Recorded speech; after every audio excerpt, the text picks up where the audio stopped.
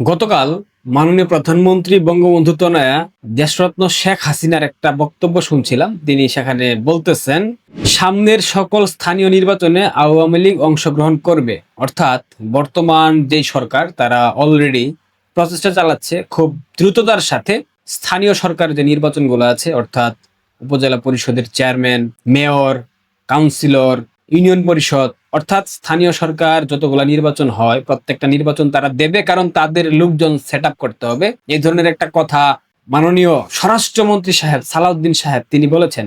এই ভিডিওটা জাস্ট ছোট্ট একটা ভিডিও। বঙ্গবন্ধু কন্যা বিএনপির অধীনে স্থানীয় সরকার নির্বাচন যে আয়োজন করা হবে সেই নির্বাচনে বাংলাদেশ আওয়ামী লীগের নেতাকর্মীদেরকে অংশগ্রহণের নির্দেশনা দিয়েছেন। পাশাপাশি তিনি বলেছেন, যারা দেশের বাইরে অবস্থান করছে তারা দ্রুততার সাথে দেশে যাতে ফিরে যায়। এখন আমার প্রশ্নটা হলো, বঙ্গবন্ধু কন্যা কি তবে বিএনপির এই অবৈধ নির্বাচন, অবৈধ সরকার ব্যবস্থাকে মেনে নিলেন? আমার আরেকটা প্রশ্ন, বঙ্গবন্ধু কন্যা কি তবে বিএনপির উপর ভরসা করছেন যে বিএনপি ক্ষমতায় আছে আর আওয়ামী লীগের নেতাকর্মীদেরকে নির্বাচনে অংশ নেওয়ার জন্য বন্দোবস্ত করে দেবে? এটা কি আদৌ সম্ভব? এই দুটো প্রশ্ন আমি প্রত্যেকটা মানুষের কাছে রেখে যেতে চাই, কিন্তু এই প্রশ্নের আড়ালে একটা গভীর বার্তা আছে, আপনারা হয়তো অনেকেই জানেন না। রাজনীতিতে সব থেকে গুরুত্বপূর্ণ যে বিষয়টা হলো সেটা কূটনীতি। একটা সিম্পল উদাহরণ আপনাদেরকে মনে করিয়ে দিই। সাংবাদিকরা কয়েক মাস পূর্বে বঙ্গবন্ধু কন্যাকে প্রশ্ন করেছিলেন যে তার সরকার পতনের ক্ষেত্রে মার্কিন যুক্তরাষ্ট্রের ভূমিকা কিংবা হাত ছিল কিনা। তিনি কিন্তু স্পষ্ট বলে দিয়েছেন, না, আওয়ামী লীগের পতনের ক্ষেত্রে মার্কিন যুক্তরাষ্ট্রের কোনো হাত ছিল না। এমনকি সজীব ওয়াজেদ জয় তিনিও কিন্তু একই রকম উত্তর দিয়েছিলেন যে মার্কিন যুক্তরাষ্ট্রের সরাসরি কোনো ভূমিকা ছিল না আওয়ামী লীগ সরকারের পতনে। এখানে বিভিন্ন ষড়যন্ত্রকারী, চক্রান্তকারী দেশ এবং বিদেশি বিভিন্ন গোষ্ঠী ভূমিকা নিয়েছিল, কিন্তু সরাসরি তারা দুজনের কেউ মার্কিন যুক্তরাষ্ট্রের নাম উল্লেখ করেননি। এটাই হচ্ছে কূটনৈতিক ভাষা। যারা এই খামেনি ইস্যুতে মার্কিন যুক্তরাষ্ট্রকে তুলোধনা করেছেন আওয়ামী লীগের, সেই মানুষদেরকে বলতেছি, আপনারা কূটনীতি নিয়ে একটু পড়াশোনা করেন, তাহলে বুঝতে পারবেন বঙ্গবন্ধু কন্যার প্রত্যেকটা মেসেজে, প্রত্যেকটা বার্তায় একটা গভীর সূত্র লুকিয়ে থাকে। সেটা বোঝার চেষ্টা করেন, তবে বুঝতে পারবেন বাংলাদেশ আওয়ামী লীগ এখনো কেন নীরব ভূমিকার মধ্যে দিয়ে যাচ্ছে। আপনাদের অনেকেই আক্ষেপ করেন, আমি ব্যক্তিগতভাবে মাঝে মাঝে আক্ষেপ করি যে এখনো কেন আওয়ামী লীগ কোনো প্রকার ভূমিকা নিচ্ছে না, কেন বাংলাদেশ আওয়ামী লীগ ঘুরে দাঁড়াচ্ছে না, কেন বাংলাদেশ আওয়ামী লীগ রাস্তায় নামছে না, কেন নেতারা দেশে আসছে না। এখানে একটা বিশেষ কারণ আছে। দেখেন, বর্তমান প্রজন্ম এবং আমাদের প্রজন্ম, আমরা কিন্তু জন্মের পর মোটামুটি আওয়ামী লীগের শাসনামল দেখেছি। বঙ্গবন্ধু কন্যা নিজেও বলেছেন, ইউনূসকে দেখেছেন, আরেকটা সরকার বর্তমানে আছে তাদেরকেও দেখেন, আমাদেরকে তো অনেকদিন দেখেছেন। এখন দেখেন নতুন সরকার কিভাবে দেশ পরিচালনা করতে পারে, আপনাদের ভাগ্যের উন্নয়ন ঘটাতে পারে কি না। এইখানেও একটা বিশাল বার্তা লুকিয়ে আছে, যেটা আপনারা কখনোই বোঝার চেষ্টা করেন না। আমি একটা কথা সবসময় বলি, আবারও বলছি, আমরা যা দেখি সেটা রাজনীতি না, আমরা যা দেখি না সেটাই রাজনীতি, আমরা যা দেখি না সেটাই কূটনীতি। সুতরাং বাংলাদেশ আওয়ামী লীগের মতো বৃহৎ রাজনৈতিক দল হেসে খেলে হারিয়ে যাবে খুব সহসায়, এত সহজে, যে দলের সমর্থন সংখ্যা বর্তমানে 50% মতো, এত সহজে এত জলদি হারিয়ে যাবে? কখনোই না।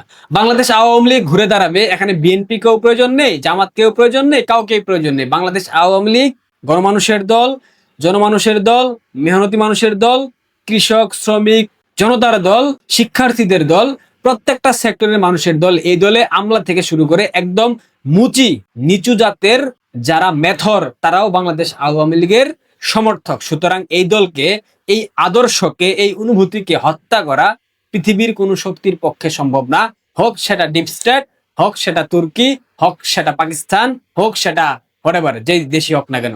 সুতরাং কূটনীতি একটু পড়াশোনা করেন, জিও পলিটিক্স একটু পড়াশোনা করেন, বুঝতে পারবেন বঙ্গবন্ধু কন্যার প্রত্যেকটা বার্তার মধ্যে একটা বিশেষ কারণ, একটা বিশেষ উদ্দেশ্য লুকায়িত থাকে, যেটা বোঝার মতো সক্ষমতা বাংলাদেশ আওয়ামী লীগের অধিকাংশ নেতার মাঝে নাই।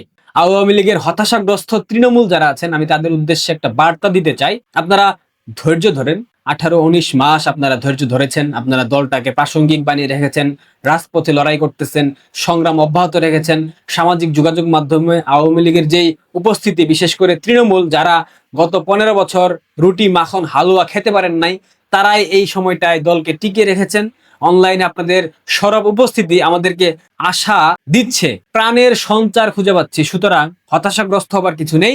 বাংলাদেশ আওয়ামী লীগ করতে গেলে 20-50টা মামলা মাথায় রাখতে হবে, মাথায় নেওয়ার সক্ষমতা রাখতে হবে, সেই ধৈর্য সেই সামর্থ্য রাখতে হবে, সেইটুকু মানসিকতা নিয়ে বাংলাদেশ আওয়ামী লীগের রাজনীতি করতে হবে। কারণ বাংলাদেশ আওয়ামী লীগ যখন লড়াই করে তাদেরকে একা লড়াই করতে হয়, তাদের পাশে কাউকে পাওয়া যায় না। কিন্তু বাংলাদেশ আওয়ামী লীগ যখন হেরে যায় তখন পুরো দেশকে নিয়ে হেরে যায়। এটাও মোটামুটি আপনারা গত 17-18 মাসে স্পষ্ট বুঝে গিয়েছেন। সুতরাং আবারও বলছি, তৃণমূলের ভাই বোনেরা আপনারা হতাশ হয়েন না, ধৈর্য ধরেন। শেখ হাসিনা এখনো বেঁচে আছেন, শেখ হাসিনা জিন্দা হ্যায়। সুতরাং হতাশ হবার কিছু নেই। বঙ্গবন্ধু কন্যা বাংলাদেশে আসবেন, তিনি ইতিহাস সৃষ্টি করবেন, তিনি বাংলাদেশে এসে আবার রাষ্ট্র ক্ষমতায় আসবেন, তিনি বাংলাদেশ থেকে রাজাকারের পেতাত্তাদেরকে দূর করবেন। এইটুক বিশ্বাস আপনারা তার উপর রাখতে পারেন। তিনি আসছেন, তিনি খুব শীঘ্রই আসছেন, তিনি বাংলাদেশে আসবেন, বাংলাদেশ ইতিহাস সৃষ্টি করবেন। বাংলাদেশের বিমানবন্দরে যখন তিনি অবতরণ করবেন তখন সারা বাংলাদেশ জয় বাংলা জয় বঙ্গবন্ধু স্লোগানে কেঁপে উঠবে। পুরো ঢাকা শহর শেখ হাসিনা আসছে, বাংলাদেশ হাসছে স্লোগানে কেঁপে উঠবে। এইটুক নিশ্চয়তা আমি আপনাদেরকে দিয়ে গেলাম। আরেকটা বার্তা দিয়ে যায়, যারা আওয়ামী লীগের চুরি বাটপারের সাথে সম্পৃক্ত, যারা 15-16 বছরে দুর্বৃত্তায়ন করেছে, এরা আর কখনো আওয়ামী লীগের রাজনীতি করতে পারবে না। এইটুক নিশ্চয়তা আমি আপনাদেরকে দিয়ে গেলাম। আর যারা ভালো ভালো দেশে আছেন, মার্কিন যুক্তরাষ্ট্র, England, Australia, Canada, Europe, Dubai, আপনারা কেউ ভবিষ্যতে বাংলাদেশ আওয়ামী লীগের রাজনীতি করতে পারবেন না। পারবেন যারা এখনো তৃণমূলের সাথে কানেক্টেড আছেন, পারবেন যারা সামাজিক যোগাযোগ মাধ্যমে মোটামুটি একটা গ্রহণযোগ্যতা তৈরি করতে পেরেছেন গত 17-18 মাসে। তৃণমূল যাদেরকে গ্রহণ করবে তারাই শুধুমাত্র রাজনীতি করতে পারবেন। যাদের কথা বলছি তাদেরকে তৃণমূল ওদের ভবিষ্যতে কখনোই গ্রহণ করবে না। সুতরাং আপনারা হতাশাগ্রস্ত হবেন না।